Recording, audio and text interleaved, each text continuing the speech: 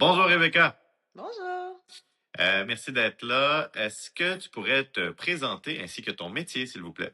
Oui, mon nom est Rebecca Gaspard. Je suis technologue en électrophysiologie médicale à l'Institut de cardiologie de Montréal depuis environ 5 ans aujourd'hui. Et là, il y a peut-être des gens pour qui c'est la première fois qu'ils entendent ce métier. Peux-tu Oui, nous décrire tes responsabilités? bien sûr. Donc, les responsabilités en tant que technologue en électrophysiologie médicale sont vraiment, vraiment variées. On passe du domaine de cardiologie jusqu'au domaine de la neurologie, où ce qu'on peut exercer des examens comme les électrocardiogrammes, les tapis roulants à l'effort, le monitoring du Holter, la lecture du Holter, jusqu'à même faire comment on appelle ça, des électromyogrammes, où ce qu'on va envoyer des stimulations nerveuses pour évaluer la condition des nerfs, et même évaluer au niveau EEG les zones cérébrales et polysomnaux, où ce qu'on peut faire aussi des analyses du sommeil pour diagnostiquer les personnes qui ont des troubles de sommeil au niveau respiratoire. Alors, peux-tu nous donner un cas typique pour lequel on t'appellerait là? Pour qui est-ce qu'on aurait besoin de faire un ECG? C'est pas tout le monde qui connaît ça. Pour les gens en général, vous avez souvent vu quelqu'un qui va venir avec une petite machine qui roule, qui va mettre des petites, ce qu'on appelle des suces ou des électrodes au niveau du thorax pour pouvoir juste prendre quelques secondes, une petite, pas une image, plus un tracé du rythme cardiaque de n'importe quel patient, que ce soit aux étages, comme à l'urgence, quelqu'un se présente avec des palpitations ou des douleurs, on effectue un électrocardiogramme. Et pour le cerveau? Pour le cerveau, ce serait plus des gens qui ont des problèmes épileptiques, des personnes qui ont des conditions où ils perdent connaissance, on veut savoir pourquoi. Des fois, c'est de l'épilepsie, mais on ne savait pas c'était quoi parce qu'on voit juste le post-ictal.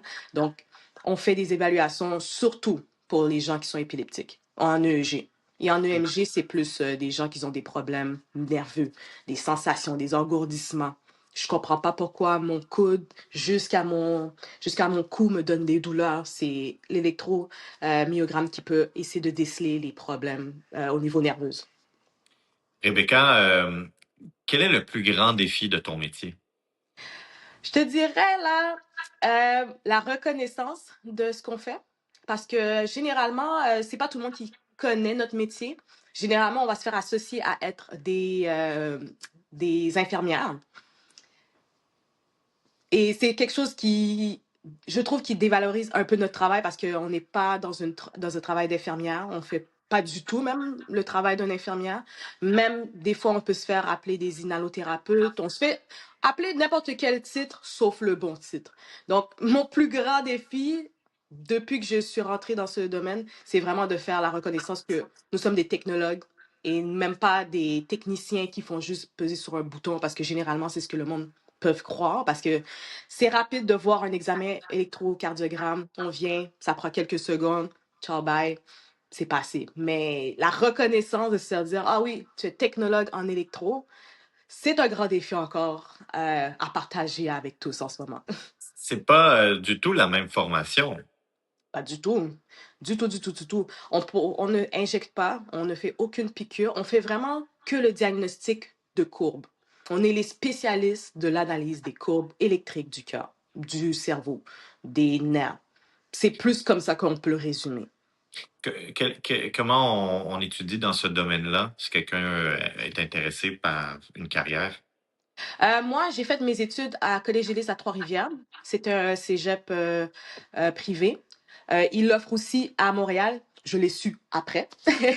Et c'était rendu trop tard pour aller me réinscrire à Montréal. Mais j'ai beaucoup aimé mon expérience à Trois-Rivières malgré ça. Donc, je me rappelle plus ou je ne sais plus c'est quoi les préalables. Je pense qu'il faut sciences fortes, quatrième année et chimie de ce que je me rappelle. Mais généralement, les gens qui rentrent en électrophysiologie ne savent même pas dans quoi ils rentrent. Même moi, quand je suis rentrée dans le domaine, je me suis vraiment rendue assis dans le cours que j'ai su c'était quoi qu'on faisait pour de vrai. J'ai juste lu électro, médical, j'ai dit laisse-moi voir c'est quoi et j'ai pris mes affaires, je suis partie à Trois-Rivières. Pareil. En me disant que ça doit être quelque chose d'intéressant. Et finalement, c'est le métier de ma vie. J'adore ce métier-là. Et Pourtant, j'en ai jamais entendu parler. C'est dans le métro, je relisais un journal en allant travailler. J'ai vu l'annonce qui proposait des gens, des études, d'ouvrir des places pour les étudiants en électro à Trois-Rivières. J'ai fait, bon, pourquoi pas? Je me suis inscrite. C'était le corps de ma vie. Vraiment, là. Comme même les gens qui me voient travailler, ils me demandent, c'est quoi que tu fais? J'aimerais envoyer ma nièce, mon neveu, ma fille, mon fils aller faire ce que tu fais parce que vraiment, on a l'air de médecin carrément. Ah, On a l'air wow. vraiment de savoir. Ben, on n'a pas l'air. On sait ce qu'on fait. Oui, oui, oui. Hey, c'est la meilleure histoire, ça. C'est une pub, ça. Ah oui, c'est bon ça. Qu'est-ce qui, tu sais, clairement, vous êtes passionné, là. Qu'est-ce qui vous rend particulièrement fier d'exercer ce métier-là? Puis je m'excuse, je t'ai vous voyez, là. Ah non, c'est pas correct.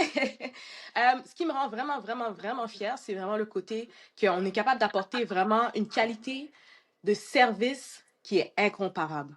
Une qualité non seulement au niveau des patients, et une qualité envers nos collègues qui sont infirmières, médecins, inhalos, pharmaciens. On parle avec tout le monde parce que à la fin de la journée, tu as besoin de diagnostic.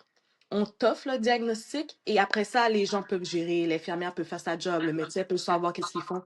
Moi, quand je travaillais aux étages avec une de mes collègues, on travaillait de soir, on faisait littéralement un étage d'électro à quoi, 10, 15 minutes. Et puis c'était une étage complète. On était tellement efficace et on savait littéralement ce qu'on lisait aussi. C'est pas juste de faire un électro puis OK, c'est fait, j'ai pesé sur un bouton. Non, on sait ce qu'on lit, on sait comment aller rapporter à l'infirmière. Ah, on a remarqué ça. Je sais pas s'il était déjà connu pour ça. Il faudrait probablement médicamenter, il faudrait probablement avertir le médecin. Et les médecins sont absolument reconnaissants parce que des fois, ça arrive souvent, le monde ne sont pas capables de lire un électrocardiogramme. C'est tellement nuancé, c'est tellement mitigé comme lecture. Donc, d'avoir quelqu'un qui est capable de lire et de t'avertir pour dire, ah, il y a quelque chose qui se passe sur ce patient-là, ça a toujours été apprécié de notre travail au niveau de l'électro, même au niveau de technologue. On se fait vraiment, vraiment remercier de être capable d'agir rapidement parce que, veux pas, c'est pas même si c'est juste un bout de papier qui prend littéralement 5 secondes à faire, ça en dit énormément sur le patient. Et très life-saving aussi. Donc, de savoir, OK, il faut traiter rapidement, il y a un bloc AV du troisième degré maintenant, faut aller lui mettre un pacemaker, faut aller l'aider pour augmenter son rythme cardiaque. Et j'ai oublié de te dire aussi, Joseph, moi, j'ai fait le cours d'électrophysiologie, mais il y a aussi une spécialité après les études, ou ce que j'ai appris aussi par la suite, en travaillant à l'Institut de cardiologie, il y a un département d'électrophysiologie invasif. On installe des pacemakers, des fibrillateurs et on fait l'ablation d'arythmie pour les patients qui ont un rythme cardiaque trop bas, trop rapide. On traite les patients en électrophysiologie. C'est ce que je fais depuis environ 2 ans environ. Et ça, c'est une nouvelle piqûre pour moi parce que même de comprendre, du commencer du diagnostic jusqu'au traitement, c'est quelque chose d'incroyable. Vraiment, là, les électrophysiciens sont excellents dans ce qu'ils font, surtout à l'Institut de cardiologie. Et c'est vraiment, moi, je vois ça, c'est incroyable ce qu'ils sont capables de faire. Et de même comprendre comment aider le médecin à trouver l'arythmie, pour moi, c'est vraiment priceless de pouvoir comprendre tout ce déroulement-là jusqu'au traitement pour le patient. Est-ce que vous avez, est-ce que tu as, pardon, Rebecca, une anecdote, un patient où tu te rappelles, là, ça t'a particulièrement marqué, tu as vraiment fait une différence, là? Quand j'étais en formation, pas en formation, quand je faisais mes stages à l'hôpital de Hull, parce qu'on se fait envoyer de gauche à droite à Collège Ellis, j'ai été faire ma formation à l'hôpital de Hull. Et pendant ma garde, je devais aller faire des électros aux étages et jusqu'à l'urgence. Il y a un patient qu'on n'arrêtait pas de m'appeler aux 5 minutes pour me dire, viens faire un électro, il a une douleur thoracique, 9 sur 10, viens-t'en. Je cours tout l'hôpital, j'arrive au patient, je le branche, rythme sinusal, beau QRS, beau rythme, tout était correct. Je retourne aux étages, on me rappelle encore pour ce patient-là. Je suis comme, ça marche pas là, parce que là, moi, je dois courir un marathon à chaque fois. À la troisième appel, j'ai dit au monsieur, Je vous aime bien gros, monsieur. Mais vous allez me déclencher quelque chose maintenant parce que c'est pas vrai que j'ai recommencé à courir tout l'hôpital pour revenir vous voir. Il a ri à ce moment-là. J'ai vu sur l'électro qu'il a commencé à faire un infarctus. J'ai réussi à l'avoir et j'ai pu le montrer au médecin que je vous l'avais dit, il avait quelque chose. Finalement, j'ai réussi à le pogner en le faisant rire. Voilà, allez le traiter, s'il vous plaît. Mais qui l'eût cru? C'est incroyable. Ah non, ça, c'est une histoire qui m'a totalement marquée parce que le monsieur, à chaque fois que je venais, il était comme, ah ouais, ben ça va, non, non, maintenant j'ai plus de douleur. Tu sais, il fallait que je vienne sur le moment puis que ça fasse mal. Je l'ai fait rire un peu, ça a parti, j'ai pu le prouver, tout le monde était content. Oui. J'espère que il n'a pas donné raison à l'expression mourir de rire. Il va bien? On a pu le Il va très soigner? bien. Ah, Très super, bien. parfait. On a pu agir rapidement, justement. Tant mieux. Si vous aviez une baguette magique, qu'est-ce que vous changeriez à votre métier? Vraiment la reconnaissance. Vraiment que tout le monde puisse savoir à quel point ce métier-là est vraiment incroyable et que ce soit vraiment reconnu mondialement, pas seulement au Québec. Donc, c'est une formation qui se donne seulement au Québec et pourtant, tu sais, au niveau international, il y a c'est des spécialités qu'on peut aller faire des cours pour pouvoir faire notre job. Mais nous, on a regroupé non seulement la neuro et la cardio sur un même toit pour que un technologue puisse tout apprendre et d'avoir cette reconnaissance-là, de savoir, ah, je sais que je me suis fait traiter par un technologue ou même la reconnaissance que tout le monde sache que les technologues existent. Je l'aurais faite, j'aurais été très contente parce que c'est vraiment un métier qui en vaut la peine d'être reconnu, qui vaut la peine d'être parlé et d'être, c'est ça, d'être connu au travers de tous. Rebecca, je te pose une question peut-être un petit peu plus philosophique. Tu sais, il y a tellement de mauvaises nouvelles au Québec sur le réseau de la santé. Les gens se brûlent. Manifestement, toi, tu es encore très allumé. Qu'est-ce qui fait que tu es encore dans le réseau, Rebecca? Qu'est-ce qui fait qu'on peut encore compter sur toi? Vraiment le côté d'apporter une aide différente aux patients. On a beaucoup une approche très, très proche avec les patients. On parle et on communique vraiment beaucoup avec les patients. C'est quelque chose que j'aime vraiment, vraiment, vraiment beaucoup parce que euh, c'est pas facile pour tout le monde de venir, même faire un simple électro, il y en a qui stressent énormément que pour faire un électro et pourtant ça fait pas mal, ça prend 2 secondes. D'apporter une rassurance, d'apporter une aide, d'apporter euh, cette confiance-là au patient, moi, c'est ça qui fait toute la différence et qui fait la différence au niveau du service au Québec. C'est pas tout le monde qui a la patience. Je suis sûre que tout le monde a eu des expériences différentes, que ce soit avec des infirmières, que ce soit avec des médecins. Mais ça reste que on essaie fort, tout le monde essaie fort.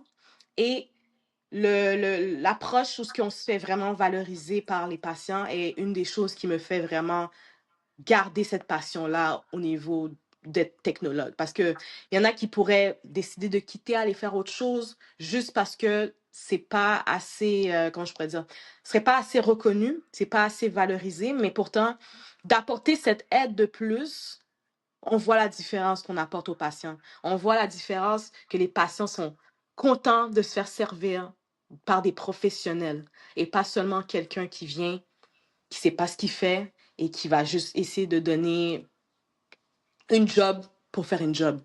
Moi, j'aime ce que je fais, j'aime tout ce qui englobe mon domaine et même de pouvoir aller, comme je t'expliquais tout à l'heure, c'est très, très diversifié comme métier. Je peux aller en cardio, je me tanne du cardio, je peux aller en neuro, je me tanne du neuro, je peux aller en polysomnographie.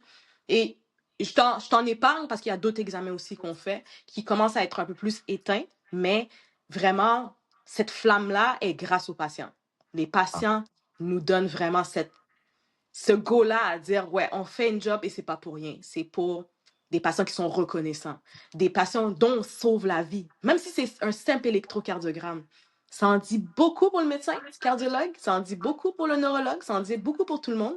Et pourtant, c'était juste un examen qui a été fait de façon simple Tout pour à nous. fait. Rebecca, je vais te laisser le mot de la fin. Écoute, je suis tellement inspiré par tout ce que tu dis. Mais est-ce qu'il y a quelque chose qu'on n'a pas mentionné que tu aimerais absolument transmettre à ceux qui nous écoutent? Surtout pour les étudiants, euh, n'abandonnez pas, vraiment. Et je parle pas seulement au niveau de connaître le domaine de l'électrophysiologie, c'est vraiment épanouissez-vous, essayez des nouvelles choses, essayez de trouver votre domaine. Il y a tellement, mais tellement, mais tellement de métiers méconnus, tellement de métiers qu'on connaît pas, qu'il faut juste s'aventurer et le faire.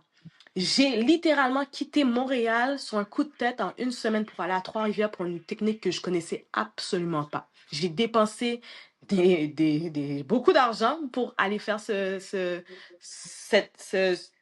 étude-là et aucunement je le regrette. Et c'est pour ça que c'est important de recommander à tous les étudiants de ne pas lâcher prise. C'est pas parce que tu n'as pas trouvé le métier que tu voulais maintenant que ça veut dire que tu vas jamais trouver ton métier. Faire des recherches, regarder justement des vidéos comme on fait aujourd'hui, voilà.